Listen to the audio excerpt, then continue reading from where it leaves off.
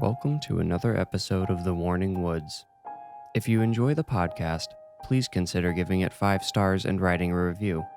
Reviews help spread the podcast to more listeners.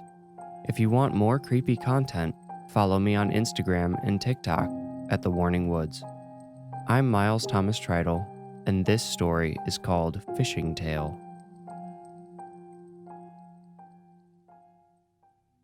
Here's how this is going to go. I'm going to tell you a story, and you aren't going to believe it. That's the way of fishing tales, ghost stories, alien encounters, and the like. These are all the kinds of stories that tend to write themselves when the teller is alone. They're the types of stories that, if they are true, could mean we know very little about the wide world around us. Maybe that's why people are so quick to dismiss them. There are 2 reasons I think people tend to disbelieve the kind of tale I'm about to tell you. I'm getting to it, trust me. I just alluded to the first. We want to think we know all there is to know about the world. What we don't know, we would like to believe someone in a lab coat or a stuffy Harvard office does know. The second issue with believing supernatural encounters is that they always seem to happen to people like me. I'm not ignorant to the way I'm perceived by those who brush against me in life. I'm a weathered and scarred, crusty old seaman, it's true. The type that feels more at home on the water than the land. I rarely come off the boat smelling better than a gutted fish. I seldom have time for a shower before I have to stop by the stores before they close for the night. I try to clean myself up before shuffling into the shanty, the local dive. But sometimes I need the bitterness of a dark beer to wash out the taste of salty defeat after a long day of empty nets. Nobody worth mentioning, is apt to trust the dirty, smelly old man at the bar when he starts spinning yarns. I could tell them George Washington was the first president of the United States and they would scoff at me. "Sure, old man," they say. So why do I bring all this up? As I mentioned, I am not ignorant about the way people see me. I know how I seem, and, in truth, I also would have trouble trusting someone like me. Well, trust me or don't, here comes a fishing tale. Or maybe it's a ghost story. I guess it could be an alien encounter. Perhaps it's all 3. As you may well know, it's been a stormy season out here in North Carolina. The sky has been gray most days. My ears have started filtering out the rolling thunder, it's been so constant. The choppy waves that come with such weather don't bother me. In fact, I welcome them. Rough seas keep the amateurs and the faint at heart off the water and leave more room for me. The sky was nearly as black as night. The storm brewing over the water was beginning to make me nervous. My skin had that prickly feeling, the one you get when you find yourself somewhere you're not supposed to be. I could almost smell the coppery electrical charge in the air. Experience told me I didn't have long to get out of the water before it became dangerous. I was passing by an isolated cove that I had never seen another person go into. It's carved under a cliff and probably impossible to access by land. By sea, it's guarded by a jagged outcropping.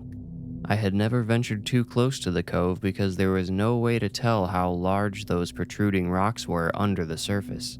My little fishing boat is no Titanic. It wouldn't take much to send it to the bottom of the ocean, and me along with it. I had passed that cove hundreds of times, and on this particular day, I didn't even look its way at first. As thunder rumbled on one side of my boat, a completely foreign sound met my ear on the other. It was a tone with a haunting musical quality. It had the fluty nature of a young choir boy, but was more complex than any human voice I'd ever heard. The note had distinct overtones. It almost sounded like someone singing an entire chord rather than singing a note. In a moment when the thunder quieted a little, I was able to pinpoint the source of the sound. It was echoing from the cove.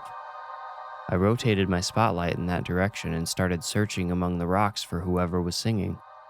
Bear in mind, I was already quite afraid at this point. Like I said, no one would realistically have been able to access that cove. No one with a desire to live, that is.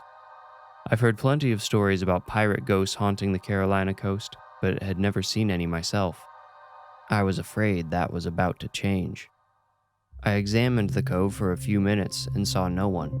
My prickly skin was begging me to get back to the shore, but something in that harmonious voice kept me in place. It stirred something deep in my chest. It was a sort of nostalgic longing for something I couldn't quite put my finger on. My spotlight cast eerie shadows against the rock wall opposite the cove. The outcropping seemed to dance in the light as I swung it from side to side. Finally, I saw her. The singer was clinging to one of the pointed rocks. Her head was laying on a wet stone facing away from me. All I could see was one of her slim, pale arms and her long black hair. It flowed down from her head and covered her neck and back. "Hello, miss?" I called to her. The wind was picking up quickly, so I didn't think she could hear me. There was no boat near her or anything to indicate she had a way out of the cove. The storm had me nervous, but I couldn't leave a helpless person stranded.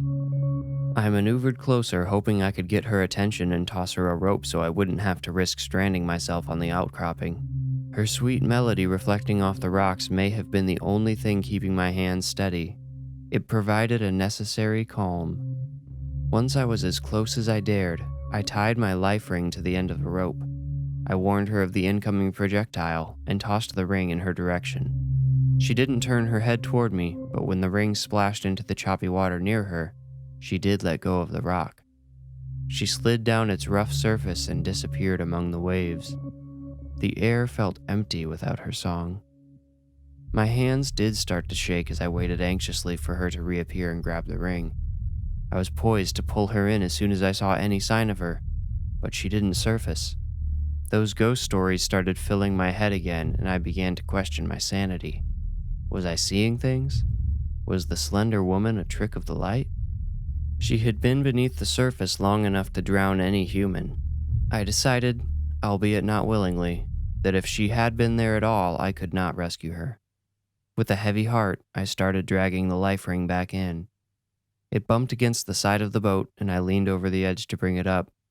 As I was leaning over, lightning flashed above and lit up the water around me. I'll never forget what I saw then, no matter how hard I try. I thought it was an oil spill at first. Patches of inky blackness surrounded my vessel. I twisted the spotlight down to the water and quickly determined the spots were not oil. They were hair. In the center of each mass of wavy hair was a mound that bobbed and fell with the rhythm of the waves. I abandoned the spotlight to get the motor going. Every time I looked back, the ring of heads had closed a little tighter around my boat. Over the crashing waves and thunder, I began to hear the haunting melody from before. This time, it came to me with a rich choral sound, the sound of a dozen voices singing in harmony. The song was so powerful it caused me to hesitate with the motor. I wanted to listen. I wanted to hear how it would end. I broke from my stupor when something thumped against the front of the boat. I looked up to see a pale gray arm stretched over the bow. One of the heads from the water came next, black hair spilling over the bow as the creature pulled itself up. I grabbed an oar and launched myself at the thing. I struck it one blow near the forehead. It snapped back and screeched a painful cry echoed by all of the creatures around me. I heard the thuds and pounding as more of them began to assault the boat. I hit the thing with the broadhead of the oar and finally knocked it away. When I turned to deal with the next one, I saw one of their faces for the first time. It was smooth, almost scaly, and genderless. It had enormous reflective eyes like a deep-sea fish. Its nose, or lack thereof, also reminded me of a fish's. It was just two small slits between the eyes. There were no lips around its mouth, which was lined with tiny, needle-sharp teeth. The hideous creature had obviously evolved to disguise itself as a beautiful woman to lure in fools like me. The boat started to rock with the uneven weight of all of them trying to climb aboard. I couldn't fight them all off. Even the one I had managed to knock away was already trying to get back inside. All I could think to do was gun ahead full speed and pray that I reached a dock before they could reach me. Lord knows what they would have done if they could have dragged me into the water with them. One of the things was too close to the motor when I started it. The awful gurgling shriek it produced told me it was dead. I looked over my shoulder with morbid curiosity. As the thing clung to the stern with fleeting strength, its severed tail rode the wake behind it. Scales covered its entire surface. It ended in a long fin like a diver's flipper. I couldn't believe it. These things were mermaids. I suppose I should have guessed they were, but I was raised not to believe in folklore and fairy tales. The boat smashed against some violent waves as we sped along. The force knocked a few of the mermaids off the boat, but I was still running out of time. The handful that remained attached had pulled themselves up and were walking along the side of the boat with their hands. They were coming towards me, and I had nowhere to go. We were still minutes away from the dock. Any idiot could tell I wouldn't make it there before I got dragged down below the stormy waters. I grabbed the spotlight again and spun it towards the shore. I would have to make an emergency landing. I marked a spot along the rocky shoreline that would allow me to escape without having to jump in the water with the vicious creatures. It would be a rough landing, I knew, but I decided I'd rather lose my boat than my life. We cruised at full speed toward the land. The boat jumped along the waves, and I kept hoping those evil things would lose their grip, but they just kept coming. I could smell them. A putrid stench of decay emanated from them the way the beautiful song had earlier.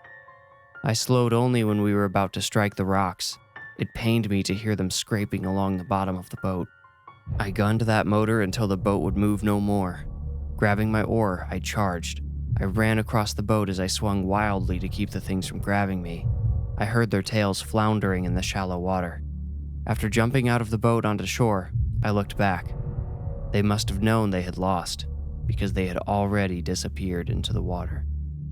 I don't know how far I had to walk back to town. 4 miles, maybe 5.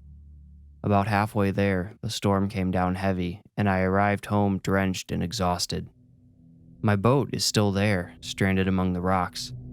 At least, I assume it is. I've decided to take a break from the ocean. Now that I know what's in there, the water doesn't feel like home anymore. Whether you believe me or want to write this off as another old fisherman's tale is up to you. I'm not sure how to convince you one way or the other.